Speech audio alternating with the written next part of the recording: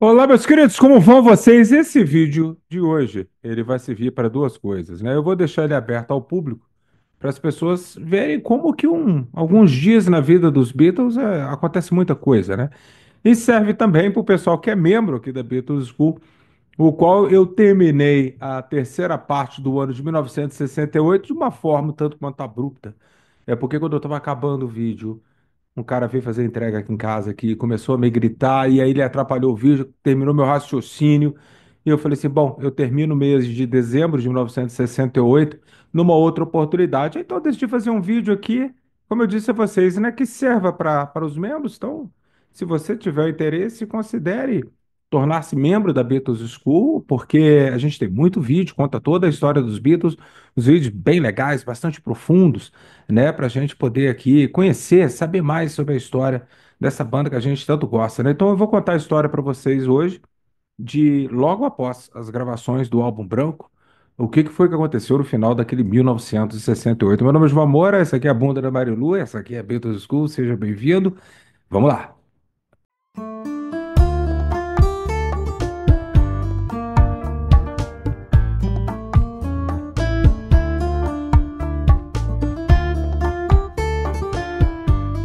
Olá, meus queridos, o que foi que aconteceu? O que foi que aconteceu que eu vou dividir em quatro Beatles, né? Eu vou contar a primeira história, a mais breve, que é a história do Ringo, né? O Ringo, ele havia gravado um filme junto com Richard Burton, Elizabeth Taylor, Marlon Brando, um monte de gente importante ali do cinema em 1967, um filme chamado Candy, o qual tinha uma menina sueca muito bonita e o Ringo era um dos caras que passam pela mão dela, né, cara, e tal. Por que que eu tô contando isso? Porque agora, em dezembro de 1968, teve a premiere do filme Candy, né? Então é o que eu sempre brinco, né? Falaram pro Ringo que ele era um bom ator, o homem acreditou, e daí ele começou a fazer filme, né?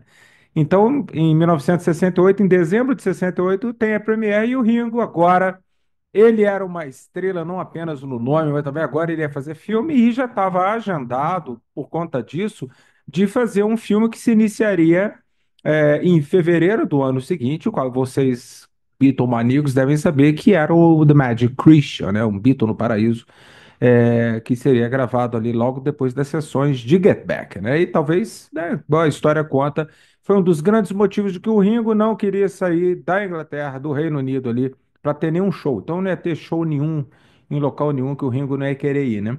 E daí, essa é a história, né? Então, essa aí é o que estava acontecendo com o Ringo, né? Então, o Ringo viaja, ele vai para os Estados Unidos para poder ter a premiere lá do Candy, né? Um filme o qual, não vou mentir, talvez é o único filme do Ringo que eu nunca assisti e que eu não tenho na minha coleção. Eu vi a parte dele, demora uns 4, 5 minutos só, então tem no YouTube, dá pra você assistir por aí, né? Um outro Beatle que tava agora, né, pra gente ir em ordem cronológica, né? Tipo assim, ó, acabou a gravação do álbum Branco, eu vou ficar de férias. Porque o Ringo, eu comentei no meu vídeo, a terceira parte de 68. Ele, além de ir nessa premiere em dezembro, o que que acontece? Logo quando os Beatles acabam de gravar o álbum branco ali em meados de outubro, né? O Ringo, aí sim, quando acaba o álbum branco, ele viaja para Sardenha, né? Aquela famosa história que ele conta 1 milhão de vezes. Ele conta lá que o cara lá no iate lá, fala assim, ó, vou preparar um jantar para você, Maurinho, as crianças aqui e tal. Aí o que que é isso aí? Aí isso aí é um polvo. Aí o Ringo fala, pô, eu não como polvo, né, cara? Octopus. E dali, aí o cara foi contando pro Ringo que ali nos jardins, como é que eles pegavam o polvo, né? O polvo ele costumava pegar todos os objetos que fossem metálicos, né? Ou que o sol batia, deu um cristal, alguma coisa, ele espalhava em frente à sua toca como fosse um jardim. Daí o nome Octopus Garden, né, meus caros? O Ringo falou, pô, que bacana, depois de ter fumado uns cinco, ele falou, vou fazer uma musiquinha, e ele fez, né? Então, erroneamente, até o Ringo conta essa história errado, né? Mas eu me baseei em livros sérios, né? Onde que conta que aquela vez que o Ringo largou os Beatles lá durante a gravação de Back in the USSR, eu bati na porta, né, do John, falei, olha, vocês estão muito unidos e eu tô meio de fora. Aí o John falou, eu pensei que era eu que tava de fora. Aí ele bate na casa do Paul, o Ringo já contou essa história 1 milhão de vezes. E aí ele fala, eu fui embora pra Sardenha. Não, ele não foi embora pra Sardenha, ele foi embora pra casa dele. Lá ele ficou quietinho com a Maureen, com as crianças no jardim. Uma semana depois ele voltou. Então, Sardenha, Ringão, se você estiver assistindo e entende português, fique sabendo que Sardenha foi depois que acabou as gravações do álbum branco, né? Então é o seguinte, meus queridos, é essa a história do Ringão, tá bom? Acabou. Quando acabou também as gravações do álbum branco, o George Harrison, ele havia prometido produzir o disco do Jack Lomax, né? Ele já havia feito Sour Milk Sea, saiu em single. O problema de Sour Milk Sea é que ele saiu como single mais ou menos na época que Hey Jude saiu como single. Então Hey Jude engoliu tudo, até a pobrezinha da Mary Hopping, que o Paul produziu as músicas dela ali e tal. Então aí o George falou assim, não, nós vamos gravar um álbum, vamos gravar um álbum. Então o George vai para Los Angeles junto com o Jack Lomax e lá ele ia produzir e tal. Então o George, aproveitando que estava por lá, ele recebe o convite do seu futuro amigo Will Burry, né? O Bob Dylan, ele vem pra cá e tal. Então o George vai junto com o Mal Evans. O George e a Patty vão para a fazenda do Bob Dylan lá em Woodstock. E daí lá eles passam um bom tempo, né? Tanto é que nesse bate-papo, naquela coisa e tal, o George sentiu que o Bob Dylan estava muito, muito para baixo. Ele estava inseguro, né? Ele voltaria a fazer show só no próximo ano ali, né? Mas ele estava muito inseguro, estava querendo largar tudo. Então o George foi lá e massageou o ego do Bob Dylan. Então eles acabaram fazendo uma música junto. Música essa que abre o álbum de All Things Must Pass, né? Com a guitarra do Eric Clapton, logo na cara do All Things Must Pass, né? A primeira coisa que a gente ouve ali é a guitarra do Eric Clapton. Mas o George e o Bob Dylan, eles fazem essa música juntos, né? I'd have you anytime. Né, cara, eu te teria a qualquer hora, a qualquer momento. Igual a Olivia conta que é uma das músicas prediletas dela. É o George falando pro Bob Dylan, né, cara? De que, né, cara, eu recebo você na hora que você quiser, né, cara, e tal. É uma ode ao Bob Dylan, que é um gênio monstruoso e tal. Então aí o George fica um tempo lá na casa do Bob e aproveita, porque o Bob, às vezes, quando ele se animava, ele pegava os membros do The Band e eles tocavam juntos. Então o George passou a tocar, fazer várias jams junto com o The Band. E o pessoal do The Band, meus queridos, porra, era um Beatle, era o George. Então eles massagearam também bastante o ego do George, né? Tanto é que quando eles voltam para Twickenham em 2 de janeiro, né, cara, de 1969, né, o George tem essa coisa. Eu acho, se não me engano, ele conta isso no próprio Anthology, né? Ele falou assim, pô, eu estava nos Estados Unidos tocando com The Band e com Bob Dylan, né, e ali para o inverno do descontentamento, lembra disso?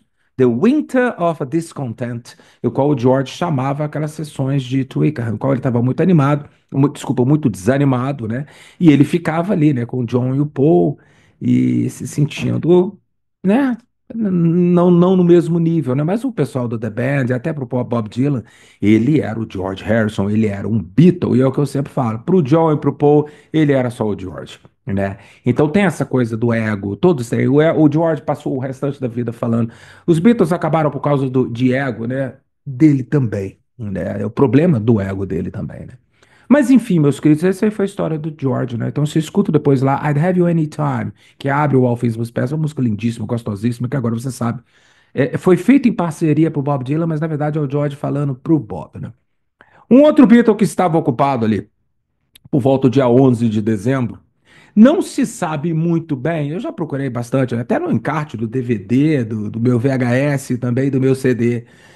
Os Stones chamaram o John Lennon para tocar no Rock and Roll Circles, né, cara? Era talvez influenciados pelo Magical Mystery Tour um ano antes, né? Os Stones falaram assim, pô, vamos fazer um especial de televisão e tal. Os Beatles tentaram, fizeram uma cagada danada, o povo meteu o pau neles, mas a música era boa, a gente podia fazer, né? E podia convidar um montão de gente. Então eles chamaram o Jeff Lutol, chamaram também o Taj Mahal, né?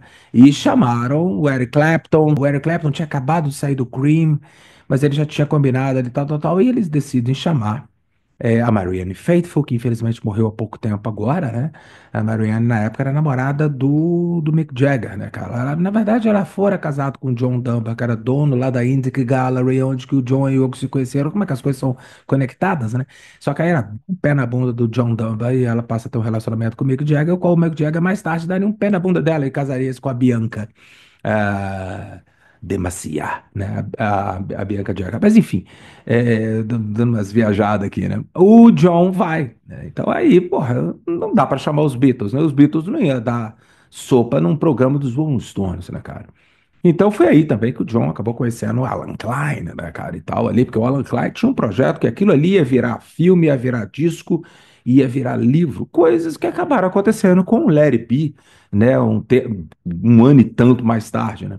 Mas aí o que acontece, meus queridos? O John vai, e como ele não tinha banda, montaram uma banda ali meio, né, na rapidez ali com Mitch Mitchell na bateria do Jimi Hendrix Experience, massa, né? Guitarra solo, Eric Clapton. E no baixo, bem, poderia ser o Bill Wyman, mas acabou sendo o Keith Richards, né? E o John Lennon ali com a sua Cassino, com a sua Epiphone Cassino ali cantando e tal, né? E ele vai, canta Year Blues, talvez fosse uma música assim mais fácil. E para eles poder, né, ali um blues simples, né, que todo mundo ia pegar rapidinho, eles ensaiam, tem áudio desses ensaios e tudo mais.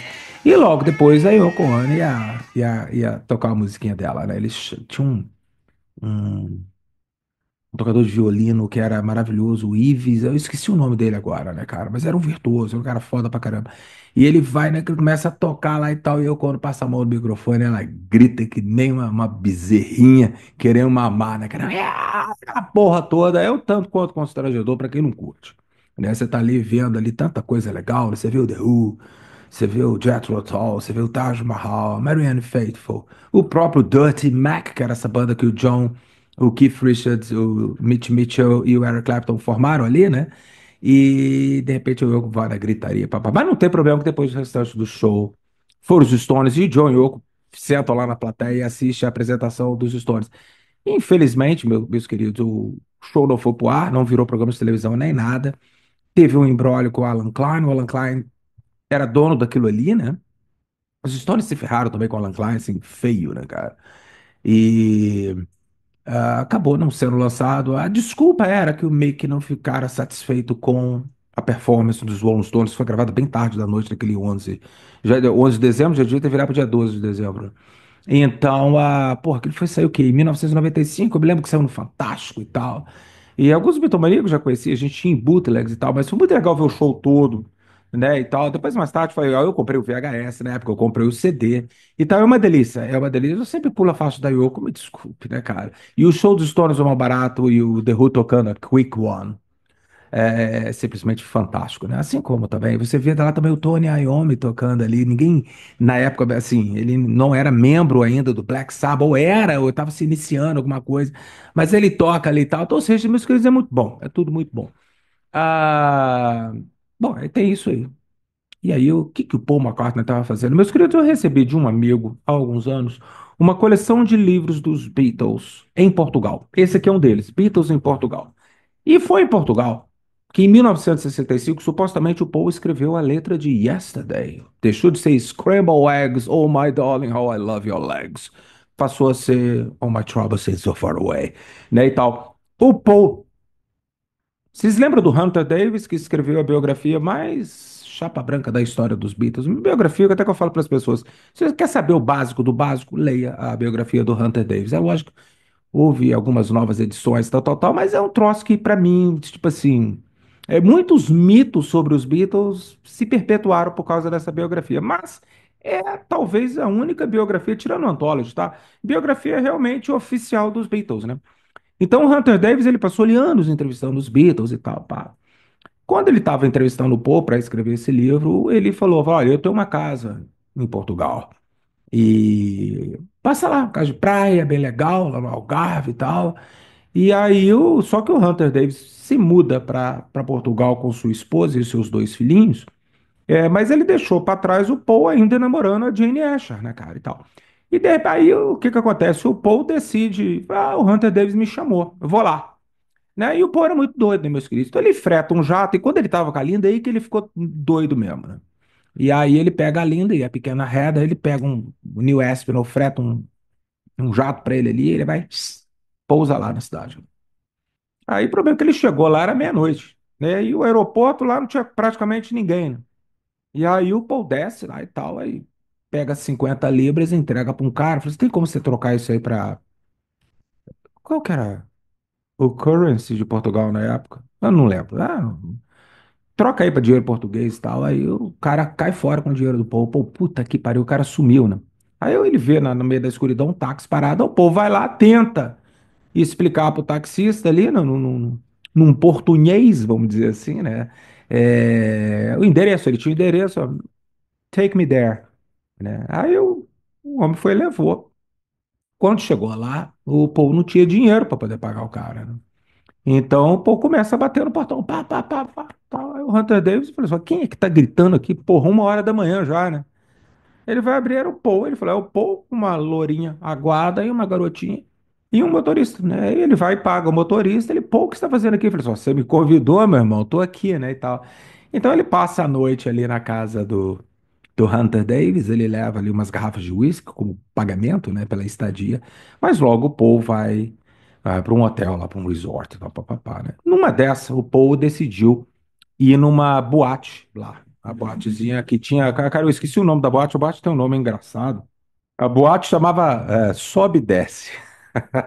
Tô zoando, não. Tá no livro. A boate chamava Sobe e Desce, né, cara? Um carvoeiro, alguma coisa assim. Aí o Paul e a Linda decidem ir até essa boate, né? Provavelmente deixaram a pequena Reda, aos cuidados de alguém, né? E aí, no caminho, ele falou assim: pô, eu vou ter que trocar o dinheiro. Ele ficou sabendo que ali naquele hotel, tinha um hotel bonito, chamado La Penina. Então, ele vai até esse hotel para poder trocar dinheiro, né? Para ele poder ir lá para a boate, sobe e desce, né, cara? E aí, quando ele tava lá no balcão, ele pedindo para trocar o dinheiro, aí veio um rapaz de terno preto, ele falou assim: seu Paul McCartney, né? E nesse período, meus queridos, o Paul já estava barbudão, como você o veria no início de Get Back, né? Eu tô falando isso aqui, meus queridos, é entre o dia 11 e 18 de dezembro. As pessoas, tem até no livro aqui, escrito por um português, Luiz Pinheiro de Almeida Teresa Lage, né, cara? Um livro maravilhoso, viu? Se vocês tiverem oportunidade de um dia botar as mãos, todos os livros desse cara são ótimos, né?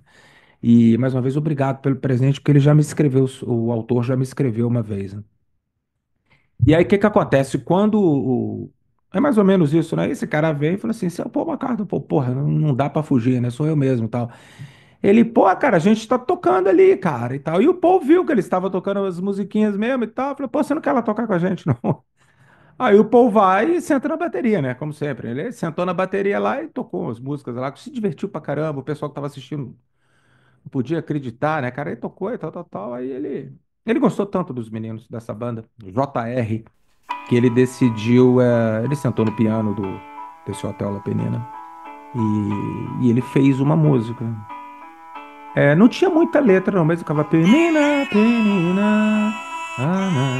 É muito bonita, a melodia é muito bonita, né? Vocês encontram facilmente aí pelo YouTube, La Penina, né? E o povo falou assim: "Eu vou dar um presente pra vocês, essa música é pra vocês. Pode gravar, eu dou a permissão." Pô, os meninos acharam ali que ganharia na loteria, né, e tal. Aí o Paul bebeu pra caramba com eles lá e, segundo eles, o Paul não foi pra boate sobe e desce porque o homem já tava alto pra caramba, a Linda tava um tanto quanto mal-humorada. E aí ele falou assim: bom, agora eu vou embora com a minha garota e tal. O Paul vai embora, se despede do cara, né? Os meninos do JR, eles gravariam a Penina, se não me engano, em julho de 1969, né? E eles fazem um convite ao Paul porque eles procuraram algumas gravadoras, né? Ia lá na Valentim de Carvalho. Quem tem disco dos Beatles portugueses? Eu tenho vários, né? Tá escrito Valentim de Carvalho lá e tal, né? Ah, eles procuraram, decidiram gravar, se não me engano, pela Philips, porque a Philips falou: ah, vocês vão gravar em Londres. Aí eles foram para Londres gravar. E eles convidaram o Paul, mas o Paul mandou uma carta para eles, falando assim: olha, eu estou muito ocupado com coisa dos Beatles. Julho, você já devia imaginar que o bicho já estava pegando, né? Julho ele já estava gravando Abbey Road ali, o John Lennon estava acidentado, com aquele corte aqui, o pé do frango dos Beatles já estava bem azedo nesse. Ele fala: ah, pô, alguns problemas aqui, gravações dos Beatles, eu não vou poder participar, mas desejo a vocês toda a sorte do mundo e tudo mais, né? Hoje no hotel La Penina, ela tá lá, né? O disco, a história e tal, e o hotel se tornou célebre por isso aí. Meus queridos, quando eles voltam mais ou menos ali perto do dia 21 de dezembro, estavam já os quatro, o que se entende é que houve reunião. E de que faremos? Qual que é o projeto, né? O álbum branco tá aí, tá vendendo pra cacete. Mas tava mesmo, o álbum branco vendeu muito. Apesar de ser duplo, né? Mas vendeu muito. E aí, Hey Jude também ainda tava nas paradas e tal. E eles começaram a ter essa ideia de, mas, pô, a gente podia fazer um show, um especial de televisão e tudo mais, né? E aí eles conversaram com Dennis O'Dell, que era o diretor da Apple Films na época, né? E já estava programando para o Ringo fazer o The Magic Christian. E aí ele falou o seguinte: bom, eu vou arrumar um local para vocês ensaiarem. Nem sei se o show vai ser lá, mas pelo menos para vocês ensaiarem. Porque a ideia até este momento era: vamos tocar as músicas do Álbum Branco nesse especial de televisão. Alguma coisa aconteceu no finalzinho de dezembro que eles falaram: não, a gente vai trazer músicas novas e iremos desenvolvê-las na frente das câmeras. Vão filmar e tal, tal, tal. A gente desenvolvendo a música, depois a gente filma a gente fazendo a performance. Bom, meus queridos, o resto eu tenho certeza. Que se você está aqui no meu canal, você sabe muito bem o que aconteceu em janeiro de 69, como é que aquilo ali se iniciou, né? Meus queridos, um grande abraço para vocês, aos membros da Beatles School. Desculpa por ter tirado essa parte interessante da história. E para você que não é membro da Beatles School, considere, são meio de R$ 5 e você vai ter acesso a todos os vídeos da Beatles School que são para membros, né? E vai ajudar a manter essa bagunça gostosa aqui. Um grande abraço para vocês e se cuidem.